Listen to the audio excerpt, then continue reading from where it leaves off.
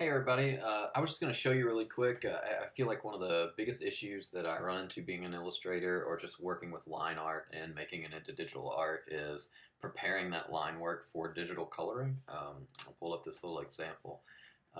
There's a lot of issues that you run into where your line work doesn't quite, it has these sort of grayish edges, especially like this, and you can't get a good, like, solid color line to match up to the edge of those black lines, and the way you drew it just didn't quite translate the way you would like it to. So I found a way a little while back that is been really, really helpful to me.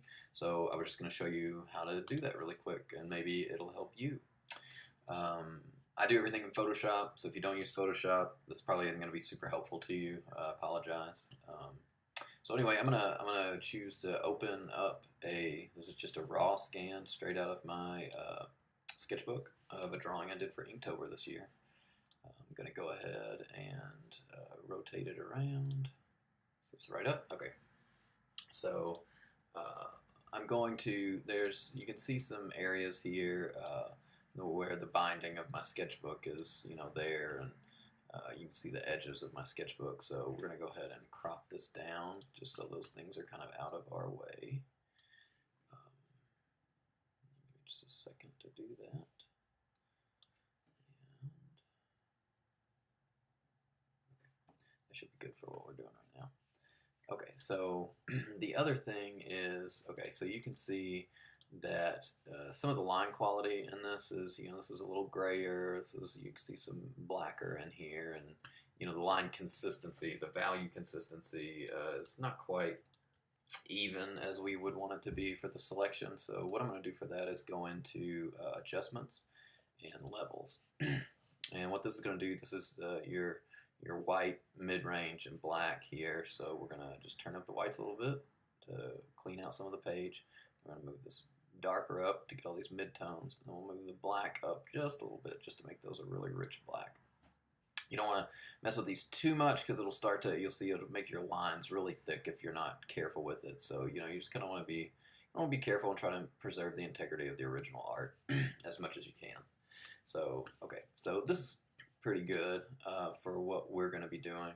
And then you can see from a previous drawing, there's a little bit of bleed through from a marker. So I'm just going to go in with this is the clone tool over here, make a selection of just the white of the page. I'm just going to mark some of that out. Now there are other areas in this drawing that are like that. Like you can see that there's some leftover line here. If this was a totally finished drawing, I would go in and clean all of this up very meticulously and compulsively. Today I'm not going to do that. I'm not going to make you sit through all of that. So just know that you can be as thorough or not thorough as you would like to be on things like that. So what we're going to do is I'm going to go ahead and take this is in a grayscale where I scanned it in just to get rid of as many midtones as I could. So we're going to go ahead and put this back into, I'm going to put it in RGB just because most likely you'll be preparing this stuff to post digitally and you'll want it in that RGB file. But if you're printing it, you'll want to use CMYK. So your colors will be a little weird if you don't pick the right one. Okay, so what we're going to do is unlock this layer. So just double click it, make it unlocked. And then I'm going to press Command A on the keyboard, and you'll see little marching ants. This selects the entire page. Okay, and then we're going to hit Command C, and that's just going to copy everything that's inside the marching ants. Okay, so then we're going to go over to channels, and you'll see we'll have our RGB channels over here. We're going to add an alpha channel. So we're going to hit new. Should already be set up this way. Masked areas, 50%, alpha 1. Those things won't matter a whole lot for you. So what we're going to do is we're going to click the little black box here, and you're going to hit Command V. And that's going to paste the image that you just copied into that alpha channel. Now what we're going to do is hold Command and click the box. And what that does is it selects, depending on how your computer's set up, it's either going to select everything that's white or everything that's black. The way mine is set up, everything that's white is selected. So what I'm going to do is hit select and inverse. And now you can see everything, all the black lines, anything that is not white has been selected. Okay, so then we're going to go back to layers, that's everything that you do in the channels. Okay, so now we're going to go back to layers, and we're going to go ahead and add a new layer. Hit OK, and we'll name this layer line art. Okay, and then I'm going to go up to edit and fill, and you want to select black, normal, 100%, hit OK.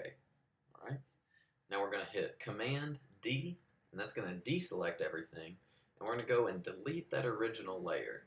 So not the new layer that we just named line art, but the original scanned artwork is going to be gone. So you should have basically your line work without a background. We're going to go in and hit new layer, say, okay, we'll name this one background.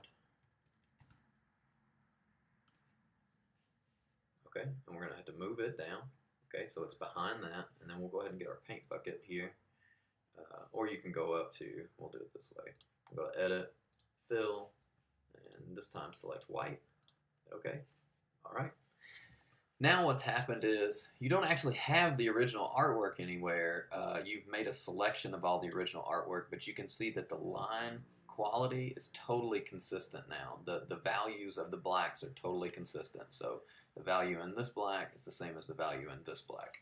The other great thing about doing this is that because of the selection that we did, it is, I'm going to zoom in on this. Okay, I'm going to go ahead and add a new layer and not fill it with anything. We're going to use this for color.